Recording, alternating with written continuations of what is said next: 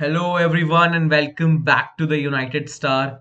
I am Atanu Vadva, and I am here to talk about a news that is coming out of the Manchester Evening News. It's a report that has been written by Rich Fay, who's a journalist with the MEN. So, what he talks about is that Manchester United are going to appoint their first head of women's football. At the starting of this year, earlier this year, the men's team appointed two new, like they appointed two people for their two new directorial roles, Darren Fletcher and John Murto. So I think it's time that the women's team have their separate head of women's football. So it's going to be a very interesting appointment because fans have been talking about this appointment for quite some time. Even I have, whenever I went on the fans forum on the All for United WFC, I've talked about it that it's time that the women's team have their different directors because United are a big club, and it's difficult because ambitions, like the men's team also has ambitions, the women's team also has ambitions. So it's going to be very difficult for one single person or two people to focus equally on both the teams. So I think having different, like, delegate the roles. Okay, fine. John Murto is the director of football of the club. Delegate the roles. Have one head of men's football. Have one head of women's football. So I think this this designation, the head of women's football, hasn't been there, and I'm happy that the club are searching, like have started their search to hire the club's first ever head of women's football. And basically, what the club wants, what's written in the Manchester Evening News report, is that the club are looking for an individual who can spearhead their operation both on and off the pitch in order to help the team win trophies, or just fight and challenge for the trophies, because United, like I said, have ambitions. Fine, sometimes Glazers portray that they don't have ambitions, but we need to have ambitions right now. It's very important for Manchester United to have ambitions, and I think having a separate head of women's football is going that extra step, is making that extra step to cementing our place among in the history books, like writing our name in the history books that yes, United came, they formed their team in 2018, reformed their team in 2018. They got the promotion in the first year, finished twice as the fourth team in the table, and over a period of time they've appointed some new directorial directors, and now they've won the league. So that's what I want to hear. That's what I would like to see. And the a key role of the head of women's football is also going to is also going to be to ensure that the women's side meets its strategic and aims and objectives. They will also be responsible for implementing a playing style across all the women's team. So I think this role, to paint a picture, I think this head of women's football role is somewhat similar to what the technical director and the director of football for the men's team are doing. I think something what John Murto and Darren Fletcher does right now. So Darren Fletcher is the technical director. So that basically means they are, an advisor to the like, from what I infer is that they are an advisor to the manager, and they help the manager in implementing a playing style.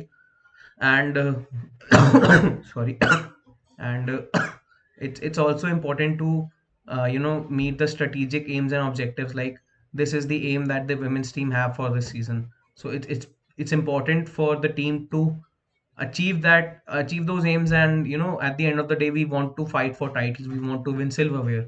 So I think the head of women's football appointment is going to be amazing.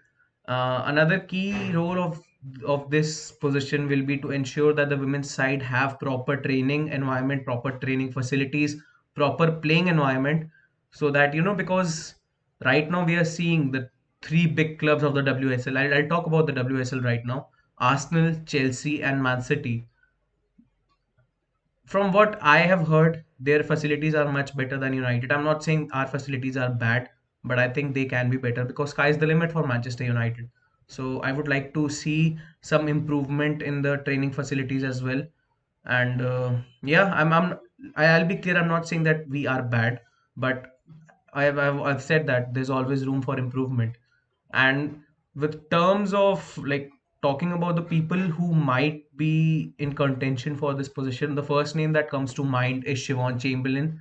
All the United fans, all the avid women's football fan know that Siobhan Chamberlain retired after playing for Manchester United. I think she played when we were in the championship, and after that she retired.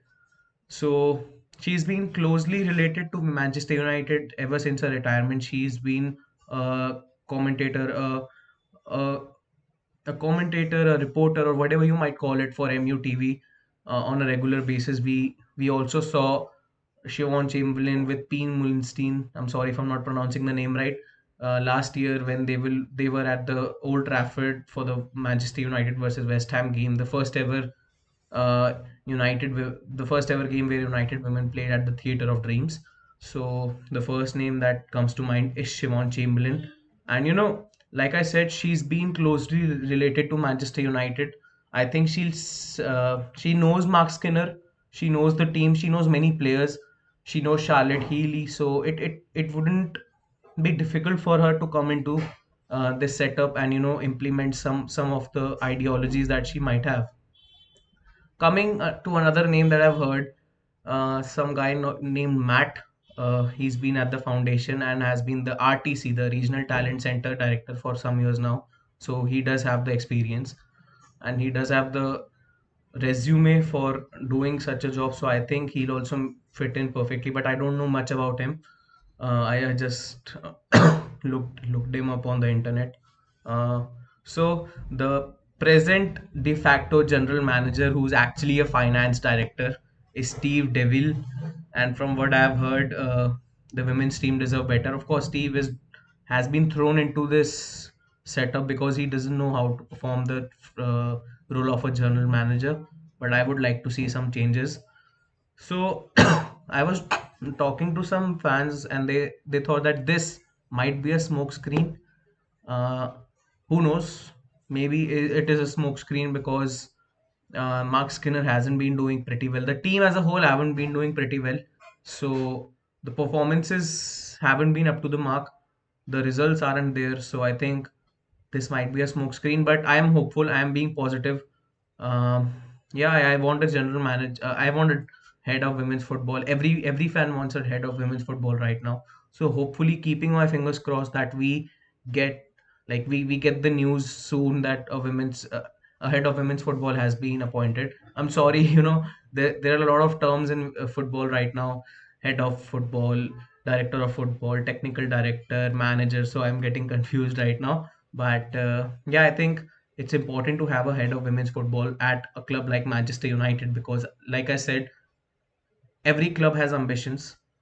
Chelsea have ambitions for their men's team, for their women's team, for their academy. The same has to be there with will be there with women's Manchester United women as well. So hopefully we'll get the news. This is just a report that is coming out of MEN, the Manchester Evening News. So we don't actually know whether it is true or not. It's a report, but Rich Fay is a good journalist, so I think it's something that the club has briefed to the journalists. So hopefully, keeping my fingers crossed. So we are the United Star. Do subscribe to our channel. Click on that bell icon to not miss any updates.